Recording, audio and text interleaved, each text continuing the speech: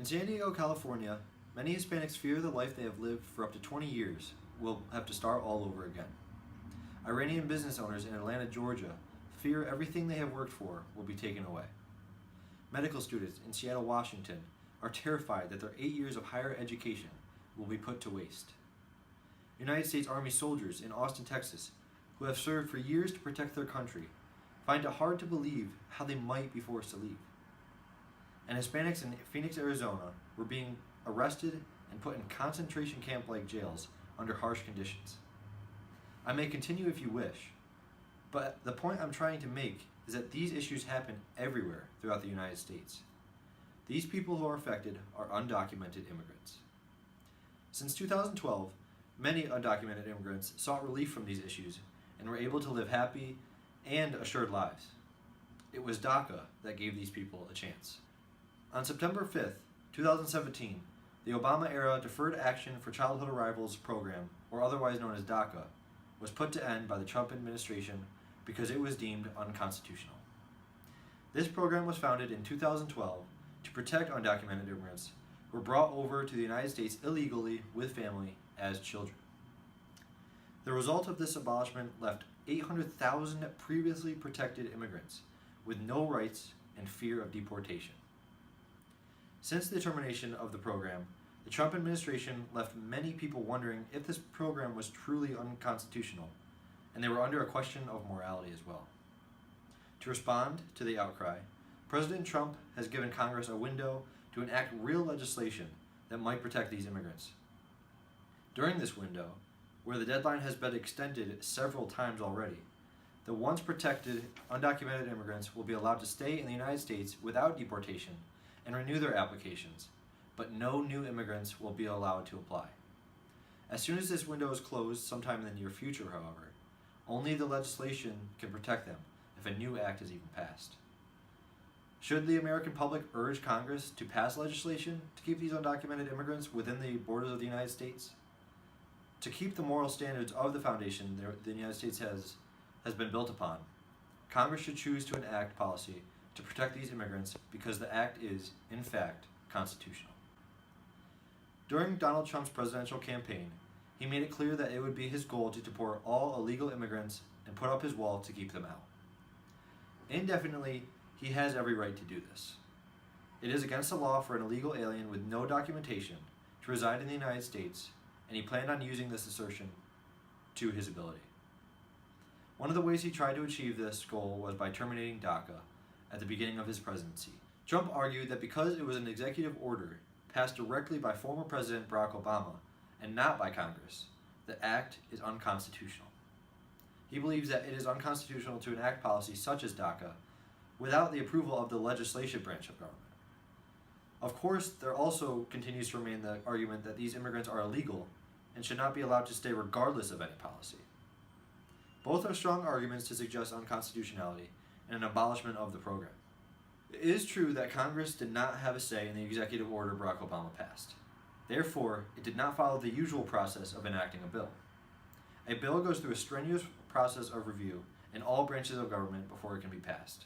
According to the U.S. House of Representatives, in just the legislative reviewing stage of a bill alone, the bill gets put in front of several committees which will make additions or changes to the bill, and then, of course, it is put in front of both the House and the Senate to be voted on, where it will need to win by majority vote in both sections of Congress.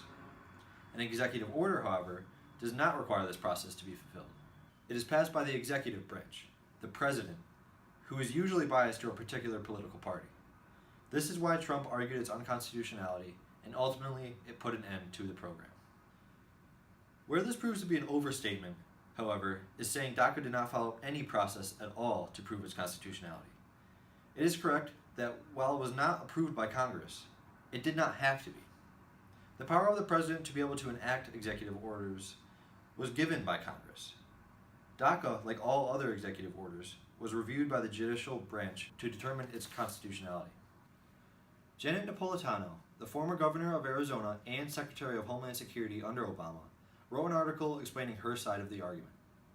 She states, quote, "The DACA program was a legal exercise of the department's prosecutorial discretion, and no court has found DACA to be invalid.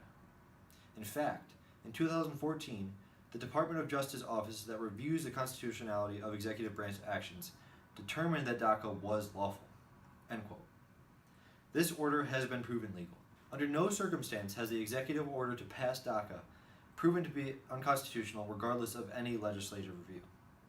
Having proven this, the question of morality that still remains regards Trump's action to terminate in the first place, and also whether or not Congress should continue to offer protection.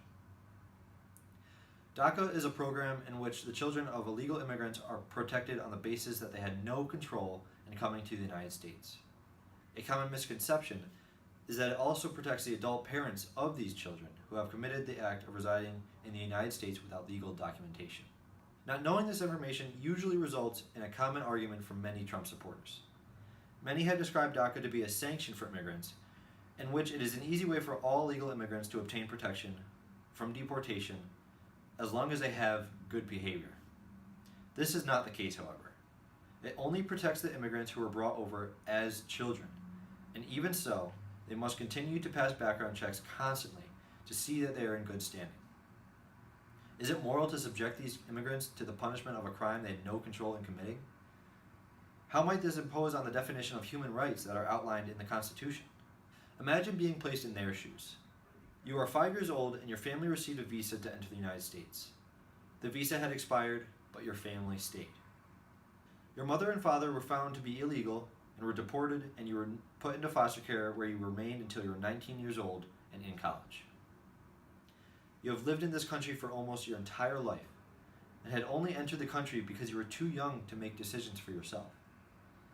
Yes, you are illegal, but there could surely be a better interpretation. Regardless of immigration laws and the topic of immigration in general, the justice system in the United States debates uncontrollable criminal acts every single day. It is uncommon for a person who could not control an act that could be claimed as illegal to receive equal punishment of the same crime that was committed intentionally. Of course, only the system can debate what punishment is actually given, but the moral code is always present, and this code is determined by the human rights in the U.S. Constitution. To punish these children would be an act against these values the Constitution was founded on. DACA is the reason why thousands of people have been given the chance to turn a misfortune into a positive outcome. It is the reason why immigrants were able to live assured lives without fear. It has proven to be constitutional and has made no assertion against the values the United States was founded on. With all of this said, abolishing this policy is unneeded and most certainly immoral.